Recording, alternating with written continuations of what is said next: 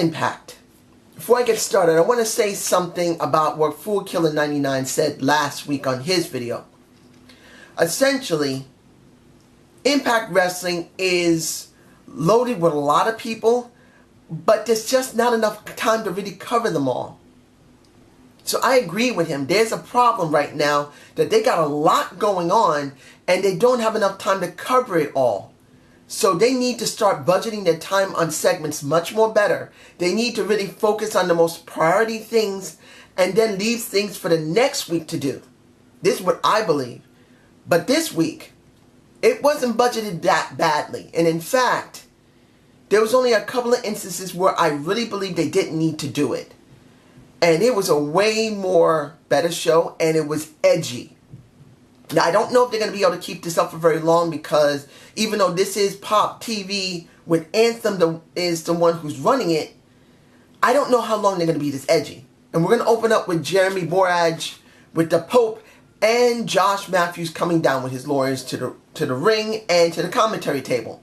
Look, I know a lot of people are not fond of Josh Matthews. I believe he's a very good heel right now. I don't know how long it'll last, but it is a good stick that he's doing. Coming down, being totally annoying, and that's what you want from a good heel. You hate them, they're annoying, that's a sign of a good heel. As long as they're not boring, and he's not boring. And when it comes down to what do we get? We get him with his lawyers and the Impact Wrestling's brass saying to JB, you're suspended. Well, of course, he didn't get a chance to really say that, and that was the one who was supposed to say it. Josh took the paper away from him and pretty much said, you're suspended, you're to be kicked out, and you're limp dick. Well, not all in that same moment, but hearing Josh Matthews say, you're a limp dick, I'm shocked. I'm like the Pope. Wow. I have not heard this type of language from a wrestling promotion. I don't know how long. Yeah, you could talk about a couple of months ago or a month or so ago when John Cena, well, like almost a month ago, John Cena saying clearly to The Miz at Raw that, not Raw, SmackDown, I'm sorry. On SmackDown, you're a pussy. But they bleeped that shit out. Here, there was no bleeping. No one bleeped a damn thing. This is very edgy. Since this is Pop TV, and it's not American broadcasting, this is European broadcasting, and Canadian broadcasting, I think they can get away with more naughtiness than you could see in American television, which I'm actually quite glad about. We're seeing something entirely different from Impact Wrestling. A more edgier product. At least this moment, someone willing to say numbnut. Well, limp dick, not numbnuts. Limp dick. I don't know where I get numbnuts from. Oh yeah, that was a comment someone put on a video for me. Anyway, the next thing that felt a little edgy. I mean, it has been done before, but the Impact Grand Championship. Seeing Angelina Love and her hubby Davey Richards come to the ring, and she's pretty much licking his face and putting his face into her boobs and letting him rub his face all in it. Look, in WWE, you're not going to get that. You'll get a couple of kisses, but actually have a guy just go literally in his woman's breast on television, they don't do. So this is another bit of edginess that you're getting from Impact. And then the match itself for the Grand Championship. Seeing Moose with a couple of guys that are currently on some NFL roster. No, wait a minute. As far as I know, one of the guys is not on any NFL roster right now. Maybe he may want to jump to wrestling. I'm hoping he's going to get trained, or if he already has some training. The other guy, I don't know. I don't remember the guy's name. I'm not really into football anymore. I used to be. I've forgotten everybody that's currently really participating in the NFL, so I don't know them. But was it nice to see that there could be two new prospects, or at least one, as Josh has talked about? Yeah. And in the end, what did we get? No winner for the Grand Championship. We got Eddie Edwards coming out to kick some Davey Richards ads. And then they're separated again. Honestly, I would have liked to see Davey Richards win the title. Instead of getting attacked like that. It would have been better if he won the title, then got attacked afterwards. That's just my point of view, which might not be interesting to everybody else, but that's how I feel it could have been good. Congo Kong versus another jobber. I'm interested in him. He destroys people very quickly. He's pretty agile in the ring. So I'm cool with it. I just don't know what they're doing with KM though. That video segment before his match, Congo Kong's match, where he acts incredibly stupid, doing like the Back to the Future thing with Biff saying, "Now make like a tree and get the hell out of here." Are you seriously going with that joke? Are you seriously going with that line? But then, why are they acting like KM is a total freaking idiot? Why? I don't get it. Here's another thing that makes no sense. Rockstar Spud dealing with Squat. I was about to botch his name, and maybe I should. Why is Swoggle dealing with Rockstar Spud? And then when he steals Rockstar Spud's notes, because look, he's a ring announcer, he wants to announce the people properly. He takes his notes, he tears them up a little bit, then gets his pants pulled off. Later, he comes out with a towel around his waist after he's showing his not boxers, but more like his Speedos almost, and starts hitting Rockstar Spud with a hammer. I know people are going to say, well, there's a story behind it. Where? That was last year with the Great War. And I know they kind of elaborated on it in November and maybe going into December a little bit in one instant, but it's been such a big gap. It makes no sense. We got Rockstar Spud, who's not wrestling. He's a ring announcer. Maybe they want to bring him in and then do something with Swoggle. I understand that's a good way to do it. You want to bring in a midget wrestler to deal with someone who's basically in the category almost of a midget wrestler himself. Rockstar Spud is almost a midget wrestler himself. He's a little bigger than them, so he can still go in the ring easily. But you could say that's midget wrestling. But still, I just don't get it. Alright, we got a little segment from, what is this woman's name? Christiana Von, what is it? Erie?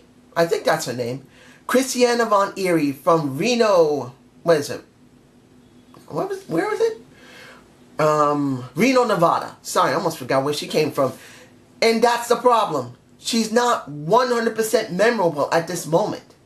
It doesn't mean that she's bad, but since this is the first time I'm seeing her, and let's be honest, Global Force Wrestling, yeah, it's been around for over 2 years, and now they're shutting down. But the problem I have with her is that since there's almost no real evidence online other than Global Force Wrestling and maybe a couple of YouTube videos of her in a short maybe interview or maybe a short little match of her, and for what I've seen, I haven't even seen that.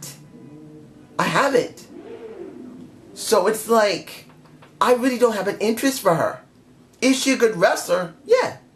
And if Reno is always going, oi, oi, well, it's kind of cool. But she just doesn't really give it to me. Now her match against, what is that? Ava Story.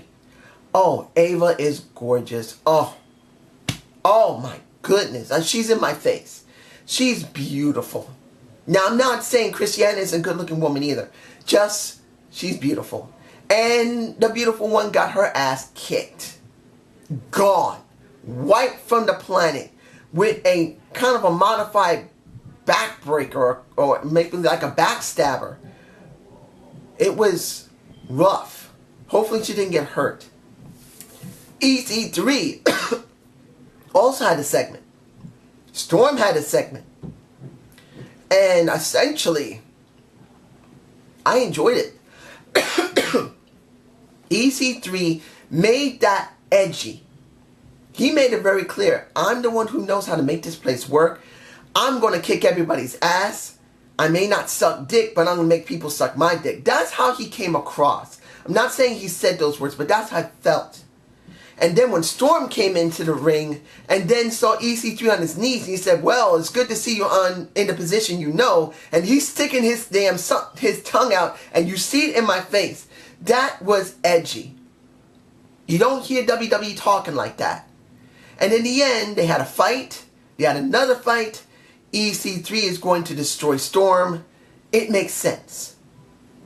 And I really did enjoy it. Oh, almost forgot. During the time with Jeremy and the Josh Matthews, she got a close-up. Tank top girl got a close-up. She's in my face. If anybody knows this woman, tell her you are a mainstay of Impact Wrestling. You're a fan that people recognize. Be proud of yourself. She's gone. Let's move on. X Division. Trevor Lee versus Evan Bourne or Matt Sydal. If that's his real name. Alright. But Evan Bourne, who's been gone for maybe 5 years from regular television. I'd say about 5 years at least. 4 or 5 years. Oh my gosh, I haven't seen Evan Bourne. I think it was 2011 or 12 he was last seen on WWE. He never came to Impact. So seeing him there, that was a shock. I was happy to see him. I always thought he was a great wrestler. And when he went up against Trevor Lee, he didn't do that bad. But I was shocked. This felt important. Because Evan Bourne was a former WWE guy who got kicked out because of the wellness program. So I'm not saying he's 100% well. He could still be doing something stupid. But at least it's different. I'm glad they keep bringing in more people. I know I could talk about Low Key, but I think I'll save that for next week. Because even though he did a good segment, as well as Magnus and Alberto El Patron did a good segment as well, I just feel like that could have been left for next week. Not last week. It could have done that next week. Particularly that, well, actually I can understand with Alberto El Patron and Magnus doing it now, that they have 2 weeks to build up a story because they're going to be going after the Global Force Wrestling World Heavyweight title. But couldn't you have done that next week and then build it up more than 2 weeks, maybe 3 weeks to a month? Make it important. Especially it's going to have another live show soon. I think next week is a live show or the week after. So I feel it would have been more important then. But that's just me. The Veterans of War versus pretty much the Crash Championships of Ababa and what is the guy's name? Belcock. I can't pronounce the guy's name. I'm sorry, ladies and gentlemen. I'm sorry. I'm bad with names. Since we don't see the tag champions from Crash TV often, I can't remember the names very well. I'm sorry. But seeing the Veterans of War, which was Crimson and a guy named, what is the guy's name? Wilcox. I've never seen Wilcox before. A lot of people thought it might be Gunner, which would make some sense. Gunner is a former military officer, just like Anderson, just like Chris Melendez. So this guy is totally different. Never seen him. Did they go well in the ring? They kind of feel a little botchy and a little green. I'm not saying that Crimson is the issue. It could be Wilcox that could be the issue. He looks like he might still be a little green in the business. And I'm not even saying Crimson's great either, but Crimson seems to be the one that was guiding how he was supposed to be acting in the ring while the match was going on to a certain extent and afterward when they were talking. And this was something I felt was important because the way Crimson spoke, WWE is not going to do it that way. Of course, they'll find some angle about doing something for the troops. But let's be honest. Comparing how they do it for respecting the troops compared to now this done by Impact, it felt more organic. Now, I'm not saying it was perfect. Crimson just sounded well out of, this is how it is, this is how we are. He felt a little choppy. Now, I'm not saying that Crimson's a bad talker. He might have been a little bit out of breath, and maybe he wasn't too fond of what was being said. To a certain extent, maybe there might have been something missing. It wasn't a bad thing, honestly. It was actually pretty good. Seeing that you now have an army soldier and a Marine in there is actually kind of good. I'm alright with that. Finally, kind of like what happened with, how can I say this? I was glad to see Eli Drake. I was glad to hear something about Eli Drake. But then they didn't elaborate on it. I kind of wish they'd done this next week with him. Just like what happened with Low-Key, showing some footage of him. Just like with Magnus and AEP. I would have liked to see more next week. You didn't have to have a huge amount here. You do something big on one week, then you do kind of smaller things the next week, then you do something big the next week, and then something smaller the next week. That's how I feel like they should have done it. But this is where you got it. And then finally, the final thing, if I'm forgetting anything, I'm sorry. DK versus LAX. I really am going to miss Steve. We already know Crazy Steve's gone from the company, and I am going to miss him. But now, what are we going to do with Rosemary and Abyss? I don't know how to feel about it. Because it wasn't the fact that he left the way he did. He tried to put LAX over, and that's Crazy Steve. And I don't have a problem with that. It's just that they're trying to sponsor a match that is supposed to be a street fight, but in actuality it was a Monsters Ball match. And instead of just saying, let's do a Monsters Ball match, then a street fight, then it would have made more sense, and it would have felt more better instead of hearing them say, this is a street fight, this is a brutal street fight. When a street fight is when they could go into the parking lot, fight around cars, where they should have gone was a fight around cars. That's a real street fight. Fight in the street, fight with cars, not in the ring, and having the terms and conditions of a Monsters Ball match. It felt like it was a bit cheap, and I felt that it wasn't really showing respect to Steve. That's just me. I'm not saying Steve was 100% disrespect. He wasn't disrespected, Crazy Steve, but I do believe it would have been better to be honest and say what that was. That was a Monsters Ball match.